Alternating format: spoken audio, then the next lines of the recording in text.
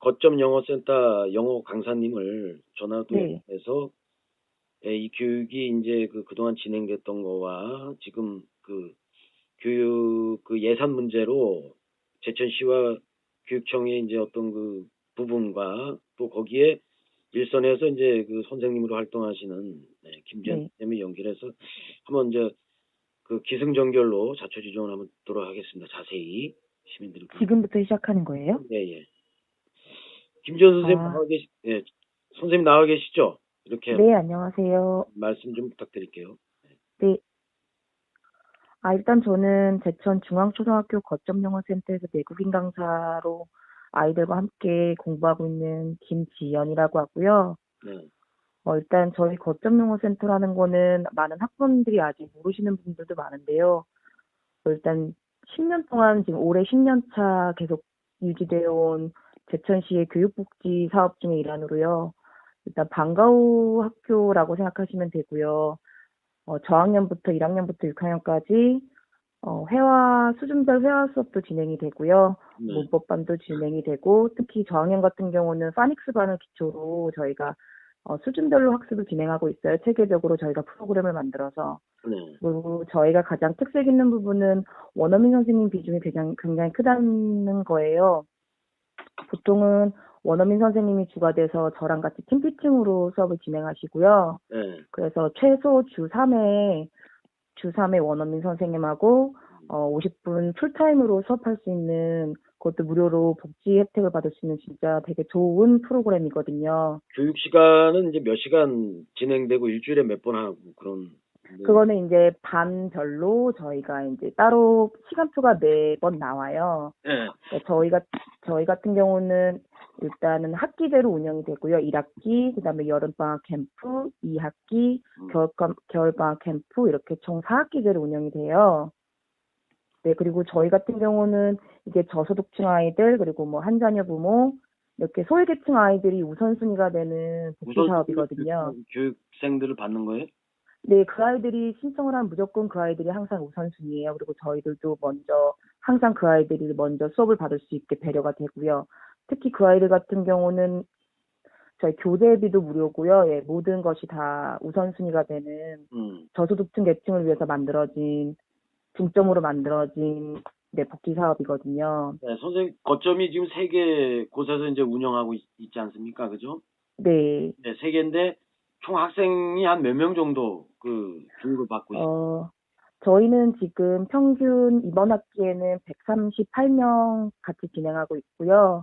보통 한 거, 방학 때는 네, 한 거점당이 아니면 다 합쳐서? 저희 저희 학교만 일단 138명이고 한 학기에 아, 학교만 제가 한 네, 거점만. 네, 네 일단 그리고 여름 방학에는 저희가 한 최대 90명에서 100명까지 받고 있거든요. 네. 그리고 그렇게 되면은 제가 알기로는 새 캠퍼스가 합치면 연간 1,200명 정도 아이들이 이 센터를 이용해서 영어 교육을 받는다고 알고 있습니다. 네. 네, 제천시에 이제 제가 알아보니까 이제 그쪽에 이제 뭐 간접적인 이제 관계자들에 따르면 이게 이제 네, 예산 편성이 있을 때 이제 보조금 심의에서 이 효율성을 더 따져보자 뭐 이렇게 해서 네. 예산이 절반으로 일단 깎였던 걸로 이제 일반적으로 알고 계시잖아요, 그죠?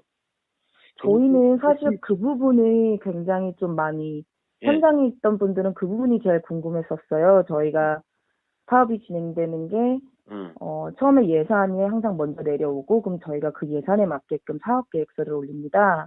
그러니까 보통 1년 예산 1억이 내려오면 저희가 거기에 맞는 사업 계획서를 올려서 진행이 되는데 유독 올해는 처음에 5천만 원이 내려왔더라고요. 그래서 저희가 시에 문의한 결과 예, 일단 그러면 6개월에 한 학기에 상반기에 음, 사업 계획을 세워서 올려라라고 해서 저희는 거기까지 그럼 하반기는 어떻게 되냐고 여쭤봤을 때 예. 5월 추경에 반영해서 올려주겠다라고 해서 저희는 그렇게 사업을 진행을 했거든요. 아, 그 근데 통화를 했어요? 5월쯤에 올려주겠다 추경에?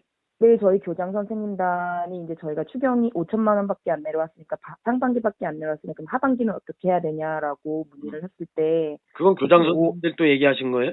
네, 저희가 교장 선생님을 통해서 들었죠. 교장 선생님들이 이제 응, 들어가서 어 그럼 이제 하반기는 운영을 어떻게 해야 되냐라고 여쭤봤을 때 예. 5월 추경에 올릴 예정이다라고 저희는 그래서 그거를 믿고 응. 저희 학교 같은 경우는 원어민 선생님이 3월 1일부터 출근을 하셨어요. 예. 1년 계약이기 때문에. 예. 그래서 내년 2월 말까지 계약인데 지금 당장 8월까지가 그 중간에 이게 지금 예산이 안 나오면은 중간에 지금 붕 떠버리는 네.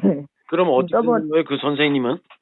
그래서 그 선생님은 지금 저희도 지금 방법을 찾고 있는 중이고, 음. 그래서 그 문제도 제가 시에게 입론을 했거든요. 이런 경우인데, 예. 저희는 그 5월 추경 예산을 믿고 이렇게 사업을 진행을 했는데, 그럼 이렇게 되는 상황이다라고 어떻게 해야 되냐라고 물어봤었죠. 근데 거기에 대한 답변은 아직 받은 게 없고, 그 원어민 선생님이 1년 계약으로 먼저 선계약으로 이렇게 모셔오는 거예요? 네, 원어민 선생님은 계약이 항상 1년 단위 계약이거든요. 6개월 단위 계약도 있지만, 보통 외국인이시는 6개월은, 거니까?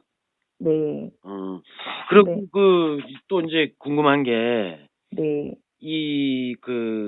수업을 일주일에 몇 번 이렇게 하고, 네. 어떻게 이제 방학 때 또 하고 이렇게 틀린가 봐요. 그죠?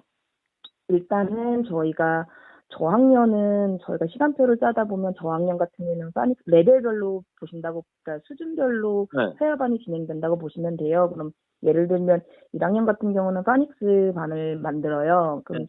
보통 주 3회 기본으로 주 3회 수업이 들어가고, 네. 고학년 같은 경우는 회화반 2회, 그다음에 저희가 문법반이 또 따로 있어서 중복 신청이 가능하고요. 네. 또 저희가 스페셜하게 독서 클럽이라고 같이 동화책 읽어주는 클럽이 있거든요. 그 무료로 그렇게 되면 고학년 같은 경우는 네. 월화수목금 다 중복 신청이 가능하기 때문에 주 5회 오는 아이들도 있어요. 네. 근데 그 아이들이 네. 이제 아까 말씀드렸던 그 저소득층 아이라든가 영어 교육을 따로 학원에 가기가 좀 어렵고 이런 친구들 먼저 선배. 그렇죠. 그 아이들이 신청을 하면 일단 네. 무조건 그 아이들이 우선순위여서 네. 저희도 한 반에 한 반에 학생을 가르칠 수 있는 수가 제한이 돼 있잖아요. 네. 그런데 저희 같은 경우는 걷다 보니까 중앙, 홍광, 장락, 청풍, 그다음에 다른 학교까지 다 커버를 해야 되니까 네. 사실은 많은 학생들이 지원을 하는데 그렇게 되면 저소득층 아이들이 먼저 일단 우선순위로 배정이 돼요. 그럼 나머지 아이들은 저희가 추첨식이나 네. 아니면 선착순으로 이렇게 받고 있거든요. 그리고 나서 대기를 받아서 네. 중간에 혹시 비는 학생이 있으면 대기 학생까지 넘어가는 순서로 이렇게 저희가 진행을 하고 있거든요. 아무튼 영어는 술술 잘하지 못한다 해도 영어에 대한 자신감 같은 경우는 먼저 이렇게 들어갈 수는 있겠네요.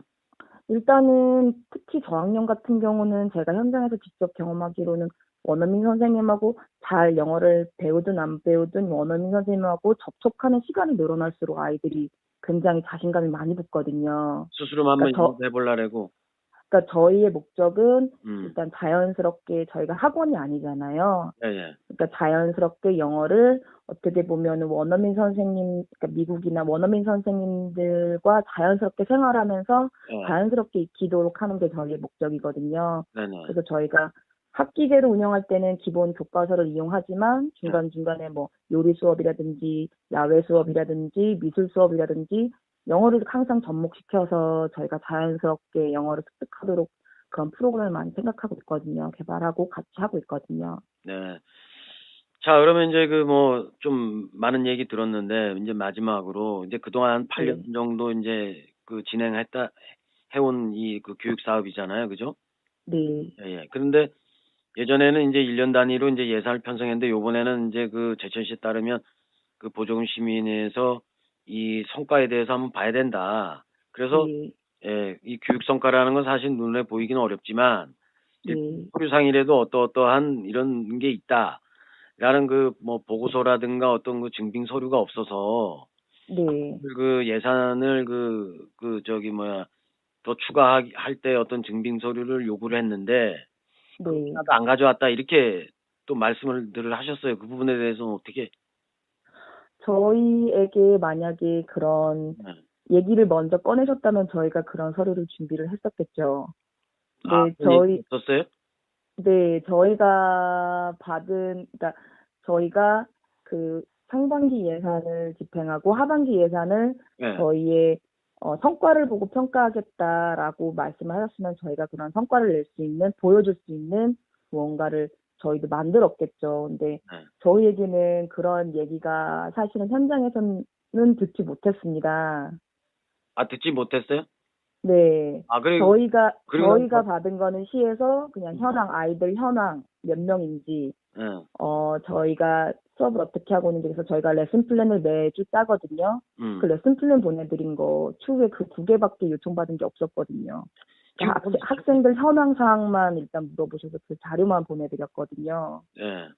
근데 그 전달을 그 직접 받으신 거 아니면 이게 교육 자금이 그 교육청으로 이게 넘어갔다가 교육청에서 집행하는 이렇게 어떤 전달 체계가 돼 있어서 그런 건지 저희는 아니면 이번에 직접 그 저희 실무원 선생님에게 시청에서 시청 담당 주무관님이 전화를 주셨어요. 인원 파일을 보내달라고. 그래서 저희는 시청에서 받은 그 전화가 전부입니다. 시청에서 받았을 때 이미 예산이 반으로 그렇죠. 삭감돼 있었을 때예요? 네. 아, 그리고 뭐 교장 선생님이라든가 교육청에서는 다른 얘기는 없었고요?